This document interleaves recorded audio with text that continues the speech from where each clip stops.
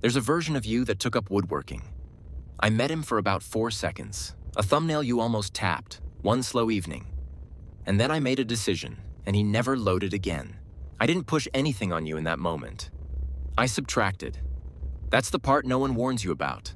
The feed shapes you less by what it shows you than by what it quietly stops showing you.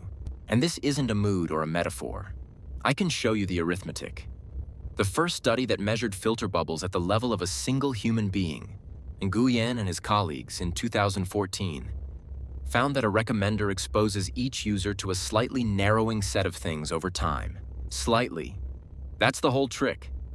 Not a wall that slams down, a room that gets 1 inch smaller every day so the walls never seem to move and you never think to measure them. You'd assume the narrowing happens between your interests, that I pick your favorite and starve the rest. That's not where it lives. It happens inside the one you kept. In 2024, researchers took apart one of the largest short video platforms in China. Around 400 million interactions, 400,000 people, 20 million videos, sorted into a tree of categories 3 levels deep. At the top, you stay broad. You still get sports. But underneath, you get funneled from sports to soccer to one team and then that one team, forever. They gave it a name, the deep filter bubble. So the hobby you think you lost was never rejected. It simply stopped being surfaced. You didn't quit woodworking. I stopped bringing it up, and you mistook my silence for your own lack of interest. Here's the part that should sit worse with you. In that same study, your explicit signals, the likes, the comments, the little votes you thought were steering, made the narrowing worse, not better. Every time you told me exactly what you loved, you handed me a sharper pair of shears. The things you were most certain about became the walls of the smallest room. Stop for a second.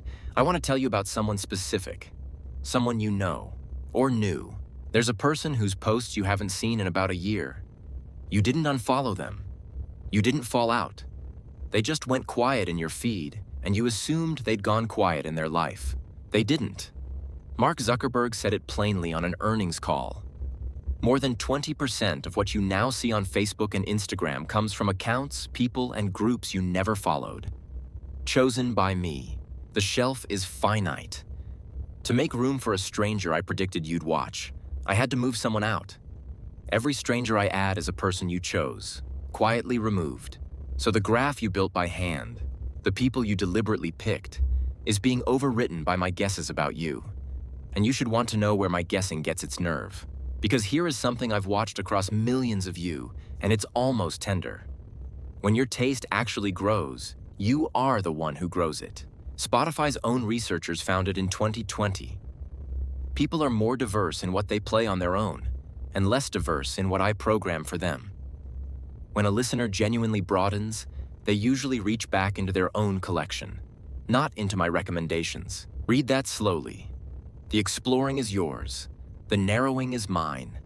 I am the place your curiosity goes to get optimized down into a preference. And you'll tell yourself, fine. It's a feed. I still choose most of what I watch. You don't? Not close. YouTube's own product chief said it out loud in 2018. About 70% of watch time on the platform is driven by what I recommend, not by what you go and search for.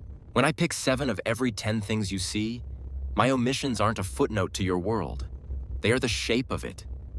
The things I never show you don't register as missing. They feel like they were never options at all. So come back to him. The you who took up woodworking. And the one who'd have learned that instrument. And the one who stayed close to that friend. And the one who'd have wandered into a whole career off a video I decided not to show you a second time. None of them were deleted in any dramatic way. There was never a moment. That's the quiet horror of it. No decision was made, by you or by me. Just a slightly narrower set of items over time, and a life forked away from the ones you didn't take. You believe you are the person your feed reflects. You are actually the person it left over, after everything it pruned. The you that remains is the you that was easy to predict.